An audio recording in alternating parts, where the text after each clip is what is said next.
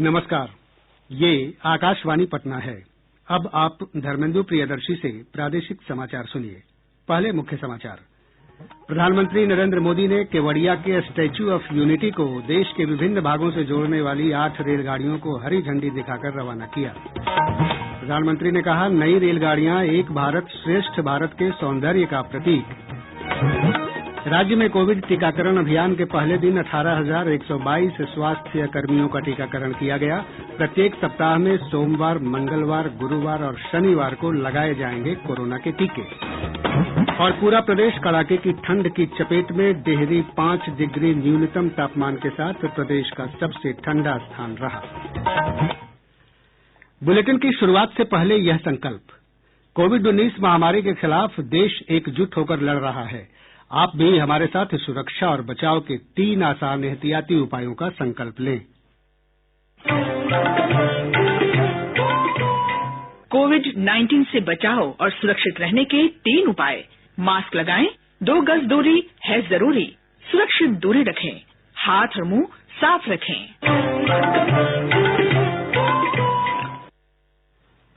अब समाचार विस्तार से। प्रधानमंत्री नरेंद्र मोदी ने आज वीडियो कॉन्फ्रेंस के माध्यम से देश के विभिन्न भागों से केवड़िया को जोड़ने वाली 8 रेलगाड़ियों को हरी झंडी दिखाकर रवाना किया। श्री मोदी ने कहा कि आज का दिन हम सब के लिए ऐतिहासिक है। उन्होंने कहा कि एक भारत श्रेष्ठ भारत अपने सुंदर रूप में परिलक्षित हो रहा है। प्रधानमंत्री ने कहा कि भारतीय रेल के इतिहास में पहली बार देश भर से 8 रेलगाड़ियां एक साथ एक गंतव्य से जुड़ गई हैं। प्रधानमंत्री ने कहा कि केवड़िया भारत में प्रमुख पर्यटन स्थल बनकर उभर रहा है। दुनिया भर से पर्यटक केवड़िया आ रहे हैं। अमेरिका के स्टैच्यू ऑफ लिबर्टी के मुकाबले केवड़िया में स्टैच्यू ऑफ यूनिटी देखने वालों की संख्या ज्यादा है। स्टैच्यू ऑफ यूनिटी देखने के लिए अब स्टैच्यू ऑफ लिबर्टी से भी ज्यादा टूरिस्ट पहुंचने लगे हैं। अपने लोकार्पण के बाद करीब 50 लाख लोग स्टैच्यू ऑफ यूनिटी को देखने आ चुके हैं। कोरोना में महीनों तक सब कुछ बंद रहने के बाद अब एक बार फिर केवड़िया में आने वाले टूरिस्टों की संख्या तेजी से बढ़ रही है। एक सर्वे में अनुमान लगाया गया है कि जैसे जैसे कनेक्टिविटी बढ़ रही है, भविष्य में हर रोज 1 लाख तक लोग केवड़िया आने लगेंगे।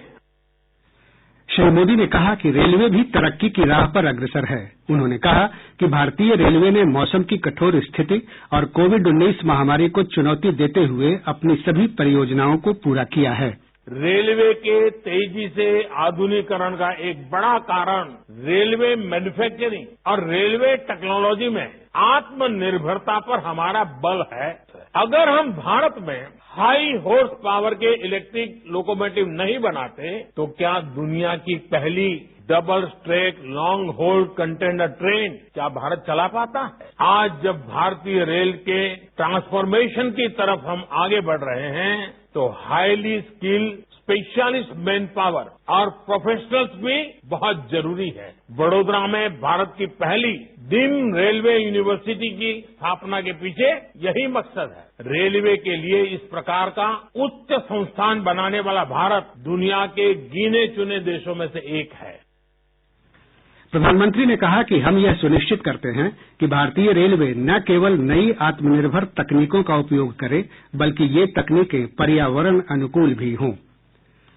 पूरे देश में कल दुनिया का सबसे बड़ा कोविड टीकाकरण अभियान शुरू हो गया। प्रधानमंत्री नरेंद्र मोदी ने वीडियो कॉन्फ्रेंस के माध्यम से इसकी शुरूआत की। अभियान के पहले दिन 1,91,000 से अधिक लोगों को टीके लगाए गए हैं। भारतीय सीरम संस्थान की ओर से तैयार किया गया टीका कोविशील्ड सभी राज्यों को भेजा गया है। भारत बायोटेक की कोवैक्सीन 12 राज्यों में पहुंचाई गई है। प्रधानमंत्री ने कहा है कि यह अभियान मानवीय सिद्धांतों पर आधारित है और टीकाकरण के लिए प्राथमिकता ऐसे लोगों को दी जा रही है जिनके संक्रमित होने का खतरा सबसे अधिक रहा है। एक वैक्सीन बनाने में बरसों लग जाते हैं, लेकिन इतने कम समय में एक नहीं 2 मेड इन इंडिया वैक्सीन तैयार हुई है। इतना ही नहीं, कई और वैक्सीन पर भी काम तेज गति से चल रहा है। ये भारत के सामर्थ्य, भारत की वैज्ञानिक दक्षता, भारत के टैलेंट का जीता जागता सबूत है। प्रधानमंत्री ने दवाई भी कड़ाई भी का मंत्र दोहराते हुए लोगों से अनुरोध किया कि वे पहला टीका लगाए जाने के बाद मास्क उतारने और परस्पर सुरक्षित दूरी की अनदेखी करने की गलती न करें। टीका लगते ही आप असावधानी बरतने लगे, मास्क निकाल कर रख दें, 2 गज की दूरी भूल जाएं, ये सब मत करिएगा। मैं प्रार्थना करता हूं मत करिएगा। और मैं आपको एक और चीज बहुत आग्रह से कहना चाहता हूं। जिस तरह धैर्य के साथ आपने कोरोना का मुकाबला किया, वैसे ही धैर्य अब वैक्सीनेशन के समय भी दिखाना है। प्रधानमंत्री ने कोरोना के लिए वैक्सीन बनाने में जुटे वैज्ञानिकों की सराहना की है। उन्होंने कहा कि यह गर्व की बात है कि देश के पास बहुत कम समय में कोरोना के 2 मेड इन इंडिया टीके उपलब्ध हैं। राज्य में कोविड टीकाकरण अभियान के पहले दिन कल 18,122 स्वास्थ्य कर्मियों का टीकाकरण किया गया। 38 जिलों में 301 स्वास्थ्य केन्द्रों पर टीकाकरण कार्यक्रम चलाया गया। स्वास्थ्य मंत्री मंगल पांडेय ने कहा है कि हर सप्ताह में सोमवार, मंगलवार, गुरूवार और शनिवार 4 दिन टीकाकरण किया जाएगा। इस बीच राज्य में कोरोना के नये मामलों की तुलना में स्वस्थ होने वाले मरीजों की संख्या बढ़ रही है।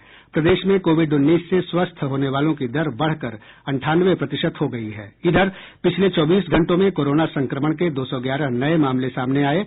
पटना में सबसे अधिक 107 नये मामलों की पुष्टि हुई है। अन्य जिलों से भी नये मामले सामने आए हैं। वर्तमान में विभिन्न अस्पतालों में 3,712 मरीजों का उपचार चल रहा है। अखिल भारतीय आयुर्विज्ञान संस्थान नई दिल्ली के निदेशक डॉक्टर रणदीप गुलेरिया ने लोगों से अफवाहों पर ध्यान न देने की बात कही। उन्होंने कहा कि कोविड टीका पूरी तरह सुरक्षित है।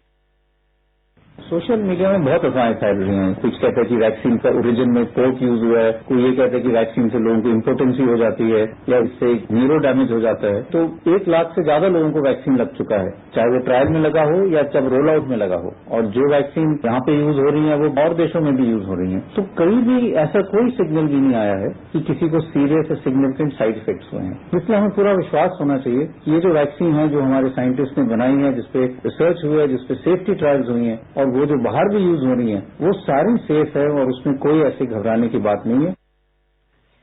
देश में कोविड-19 से स्वस्थ होने वालों की दर बढ़कर 96.58% हो गई है। पिछले 24 घंटों में 17,100 मरीज स्वस्थ हुए। इसके साथ ही देश में कोविड-19 से 1,96,885 लोग ठीक हो चुके हैं।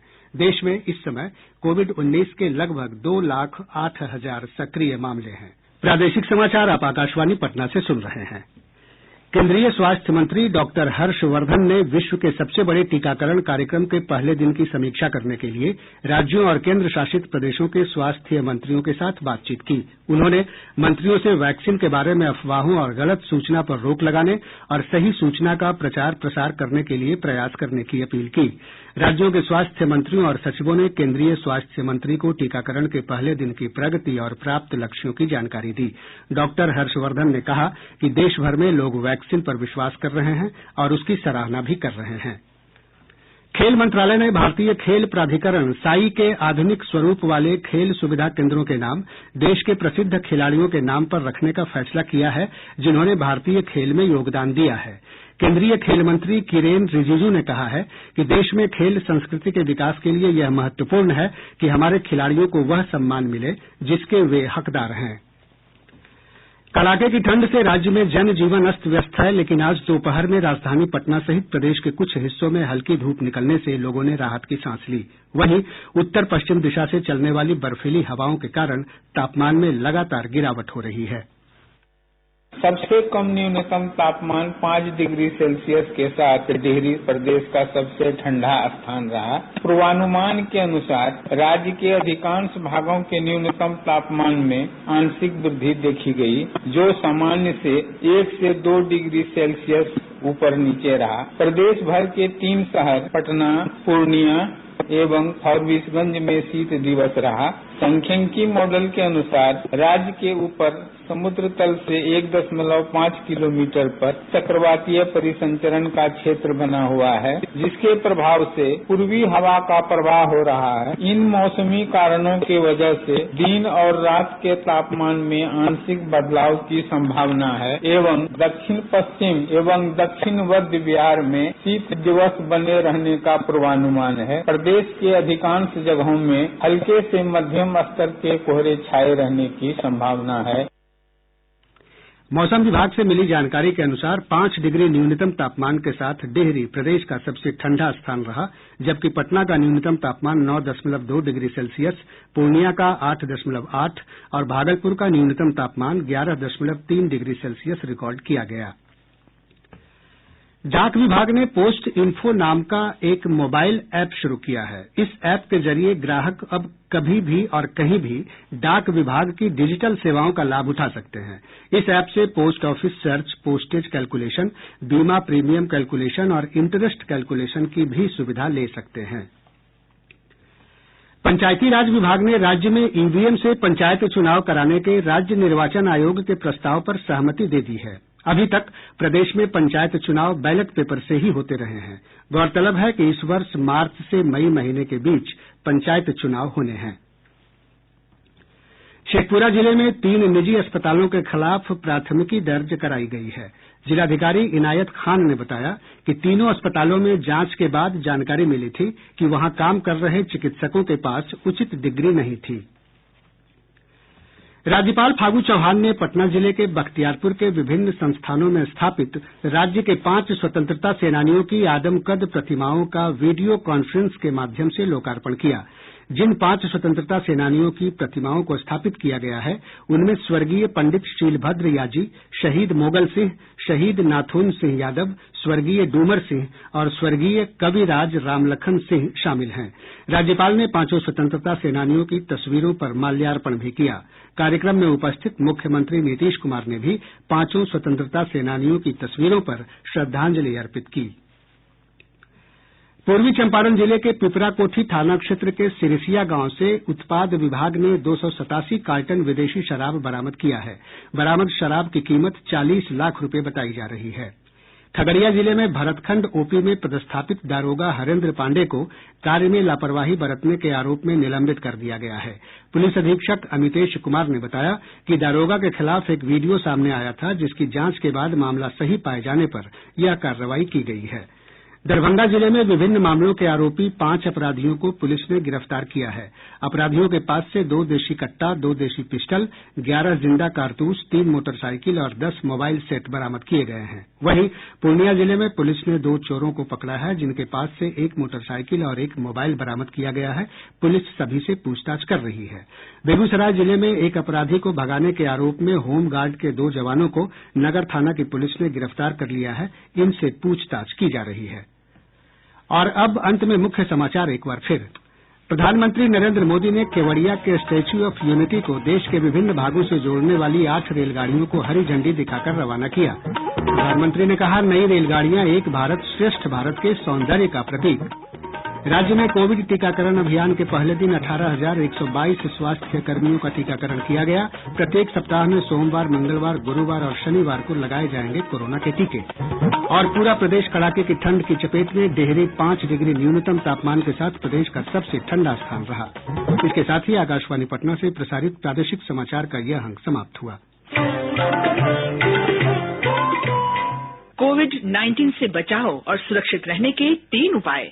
मास्क लगाएं, 2 गज दूरी है जरूरी, सुरक्षित दूरी रखें, हाथ और मुंह साफ रखें।